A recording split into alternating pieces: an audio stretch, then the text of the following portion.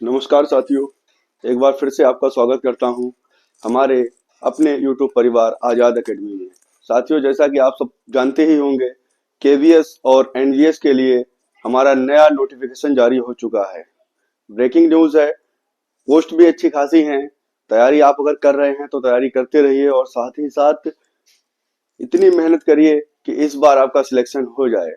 तो आज हम उसी विज्ञापन पर चर्चा करेंगे और इस नोटिफिकेशन के बारे में जानेंगे कि किस चीज की कितनी पोस्ट हैं और इसमें क्या क्वालिफिकेशन चाहिए, हमें कैसे फॉर्म भरना है, क्या करना है, हम इसके लिए एलिजिबल हैं या नहीं, इन सब पर आज हम चर्चा करेंगे।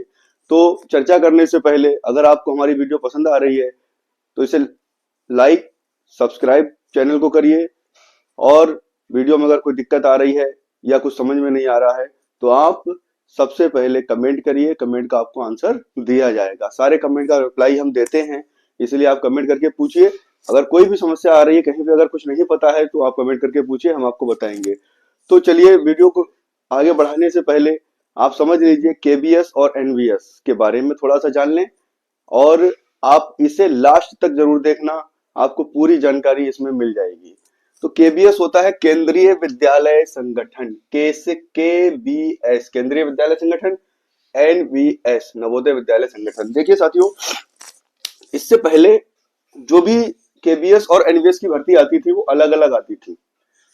केवीएस यानी केंद्रीय विद्यालय संगठन अपनी अलग कराता था, एनवीएस अलग कराता था। इस बार दोनों ने कंबाइंड होके और इसको केंद्रीय माध्यमिक शिक्षा बोर्ड जो है वो इस भर्ती को पूरा कराएगा, उसे ही इसका ठेका दिया गया है या उसे ही इसकी जिम्मेदारी दी गई, आपको ये भर्तियां करानी है। इसीलिए कंबाइंड जो विज्ञापन है वो जारी हुआ है। अभी तक अलग अलग जारी होते रहे, दोनों का पैटर्न अलग रहा और दोनों की परीक्षाओं का पैटर्न भी अलग रहता था, सब कुछ अलग रहता था। इस बार सेम रहेगा।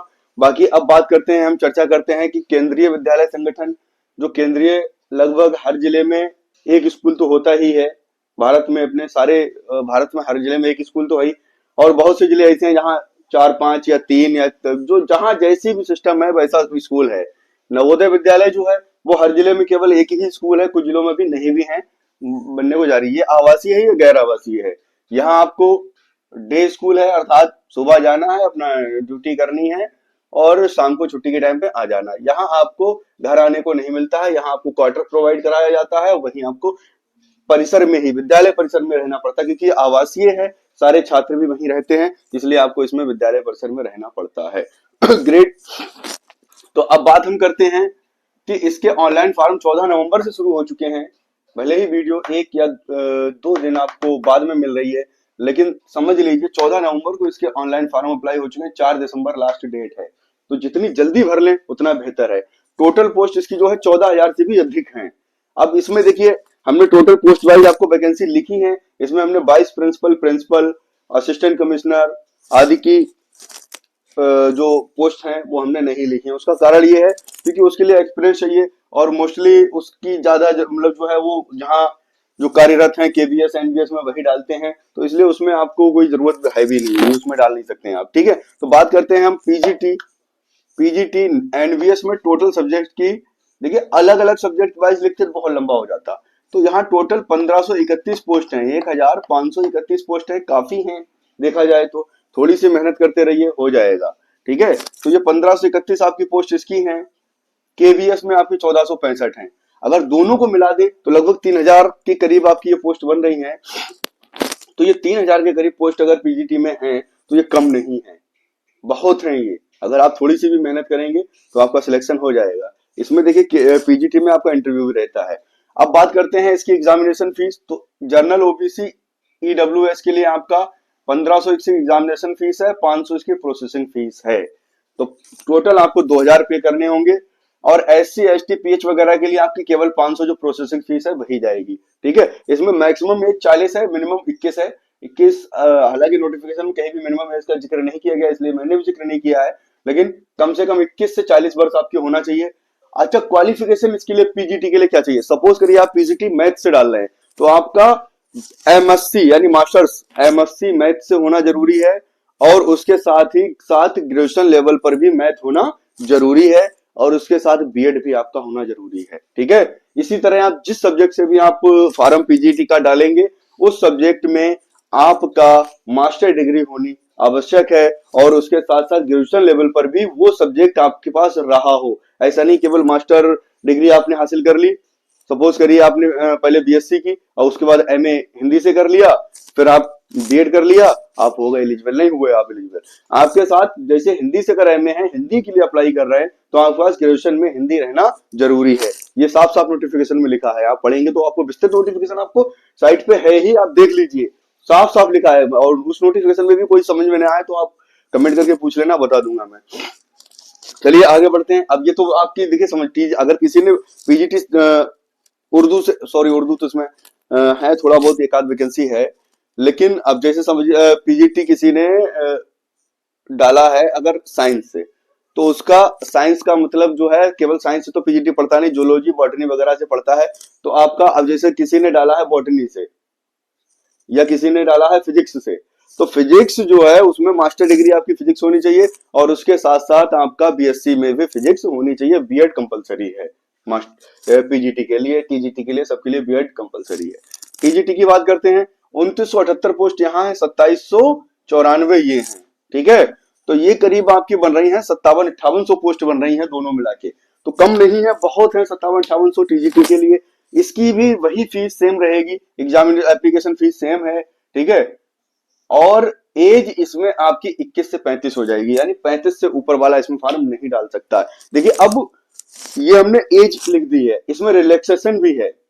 जैसे अगर कोई ओबीसी क्रीमी लेयर है तो उसे रिलैक्सेशन नहीं मिलेगा। जो नॉन क्रीमी लेयर है, नॉन क्रीमी लेयर और क्रीमी लेयर को स्पष्ट समझ लीजिए। ओबीसी की देखिए सेंट्रल गवर्नमेंट के हिसाब से आपके पास ओबीसी का सर्टिफिकेट होना चाहिए।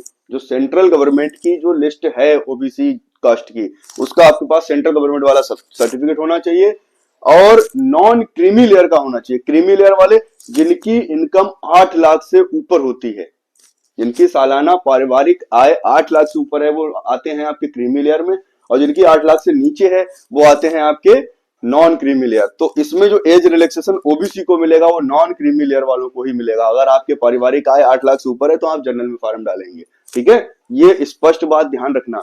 और इसके अलावा एससी एसटी को आपका इसमें 5 साल की छूट मिलेगी, ओबीसी को 3 साल की मिलेगी, लेकिन ओबीसी की वही शर्त है, आपको नॉन क्रीमी लेयर में होना आपका आवश्यक है, ठीक है। 8 लाख से इनकम कम होनी चाहिए। अब बात करते हैं इसकी क्वालिफिकेशन की, तो इसमें ग्रेजुएशन होना चाहिए, आपका बीए या बीएससी होना चाहिए, साथ में बीएड होना चाहिए। साथ ही जिस सब्जेक्ट से आप टीजीटी में फॉर्म भर रहे हैं, टीजीटी संस्कृत से भर रहे हैं तो ग्रेजुएशन लेवल पर संस्कृत होना चाहिए, टीजीटी हिंदी से भर रहे हैं तो हिंदी होना चाहिए, साइंस से भर रहे हैं तो साइंस होना चाहिए, मैथ से भर रहे हैं तो मैथ होना चाहिए, यानी वही सब्जेक्ट आपका होना चाहिए। और जूनियर लेवल का यानी सेकंड पेपर जो होता है सीटेट का, वो आपका क्वालिफाई होना चाहिए। ये 3 क्वालिफिकेशन की शर्तें हैं। आपका ग्रेजुएशन कंप्लीट होना चाहिए विद 50% मार्क्स, यहाँ भी 50% मार्क्स के साथ मास्टर डिग्री कंप्लीट होनी चाहिए, बीएड भी 50% कम से कम मार्क्स होने चाहिए, ठीक है। 50% की शर्त सब में रहेगी। और ग्रेजुएट आपका जब 50% के साथ कंप्लीट है, बीएड 50% के साथ कंप्लीट है, उसके बाद ऐसा नहीं केवल उसी में हो जाएगा, सीटेट भी आपको चाहिए सेकेंड पेपर, यानी जूनियर लेवल का आपको सीटेट क्लास होना चाहिए, ठीक है। अब बात करते हैं टीजीटी थर्ड लैंग्वेज की। ये थर्ड लैंग्वेज की एनबीएस में ही केवल आती है वैकेंसी, ठीक है। इसमें मतलब जो है संस्कृत है, अन्य और भी भाषाएं होती हैं, मलयालम वगैरह है, ये सब भाषाएं होती हैं। तो उसकी 443 पोस्ट आई हैं। इसकी एग्जामिनेशन फीस सेम रहेगी, ठीक है, एज भी इसकी सेम रहेगी, और क्वालिफिकेशन में आपने जिस भी थर्ड लैंग्वेज के बारे में फॉर्म डाला है वो आपकी ग्रेजुएशन लेवल पर होनी चाहिए। उसके अलावा आपका बीएड होना चाहिए, और सीटेट सेकेंड पेपर आपका क्रॉस होना चाहिए, ठीक है। क्वालिफिकेशन इसकी भी सेम रहेगी। पीआरटी आती है प्राइमरी टीचर।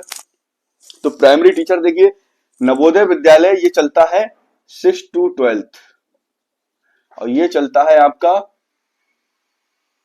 बाल वाटिका से 12th तक। तो इसलिए इसमें पीआरटी आती है, इसमें नहीं आती है। पीआरटी का मतलब प्राइमरी टीचर 5वीं तक के होते हैं, तो इसीलिए इसमें पीआरटी की पोस्ट जो है 3365 है। ये केंद्रीय विद्यालय संगठन जो है वो छोटे स्कूल चलते हैं, छोटे स्तर से चलते हैं, इसलिए इनमें वैकेंसी आती है। इसकी भी एग्जामिनेशन फीस सेम रहेगी, ठीक है। और इसकी मैक्सिमम एज जो है वो 30 रहेगी। ओबीसी और एससी एसटी के लिए 5 साल, ओबीसी के लिए 3 साल, नॉन क्रीमी लेयर, ठीक है। इसका ग्रेजुएशन होना चाहिए, साथ ही साथ डीएलएड यानी प्राइमरी लेवल का आपका डिप्लोमा होना चाहिए, प्राइमरी लेवल का डिप्लोमा होना चाहिए ग्रेजुएशन के साथ, बीएड वाले इसमें मान्य नहीं है। इसके अलावा सीटेट का आपका केवल फर्स्ट जो पेपर यानी प्राइमरी लेवल का होता है वो आपका क्रॉस होना चाहिए, तो आप पीआरटी के लिए एलिजिबल हो जाते हैं। ठीक है, इसके बाद देखिए अगली पोस्ट आती है आपकी लाइब्रेरियन की। लाइब्रेरियन की टोटल पोस्ट है 147, केबीएस में है, अभी एनबीएस की क्लियर नहीं है एनबीएस में नहीं आई है, केबीएस में आई है। इसके अलावा देखिए एप्लीकेशन फीस इसकी भी सेम रहेगी, सेम ही है।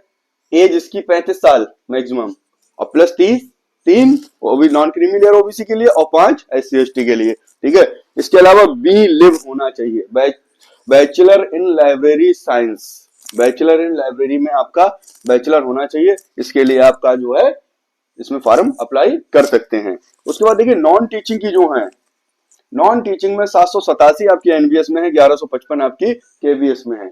कुल मिला के हमारे जो हैं पद वो लगभग 2000 के करीब इसमें पद हो जाते हैं।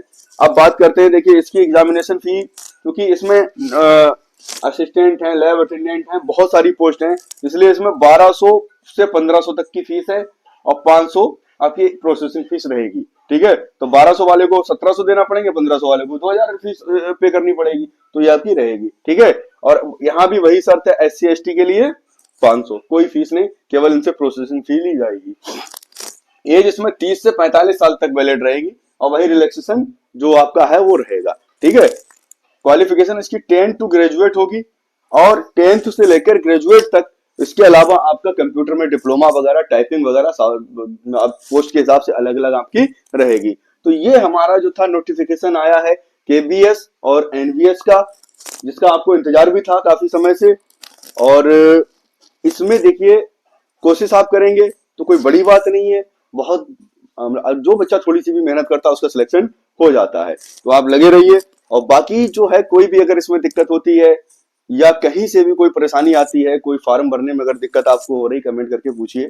ठीक है, 4 दिसंबर इसकी लास्ट डेट है, जल्दी से जल्द फॉर्म भरिए और तैयारी पर आप डट जाइए, क्योंकि इसका उत्तर प्रदेश शिक्षा सेवा चयन आयोग जैसा सिस्टम नहीं है कि बार बार डेट टालना। ठीक है, इसका अगर ये 4 दिसंबर तक फॉर्म भरवा रहे हैं तो ये फरवरी या मार्च में एग्जाम करा लेंगे। ये बहुत ज्यादा टाइम नहीं लेते हैं, ना तो एग्जाम कराने में टाइम लेते हैं, ना रिजल्ट अनाउंसमेंट में टाइम लेते हैं, बहुत जल्दी अपनी भर्ती प्रक्रिया को पूरा कर लेते हैं। तो इसमें जो है आपको मतलब तैयारी अभी से डट जाइए और तैयारी करते रहिए। बाकी अगर कोई समस्या होती है या अगर कोई चीज समझ नहीं आ रही, क्वालिफिकेशन किसी की क्लियर नहीं हो रही है, नोटिफिकेशन पढ़ने के बाद भी आप समझ नहीं पा रहे हैं, तो आप कमेंट करना, हम आपको पूरी बात बता देंगे, कमेंट में हम आपको रिप्लाई दे देंगे। चलिए साथियों, आज के लिए इतना ही, और आगे जो भी वैकेंसी अपडेट आएगी हम आपको देते रहेंगे।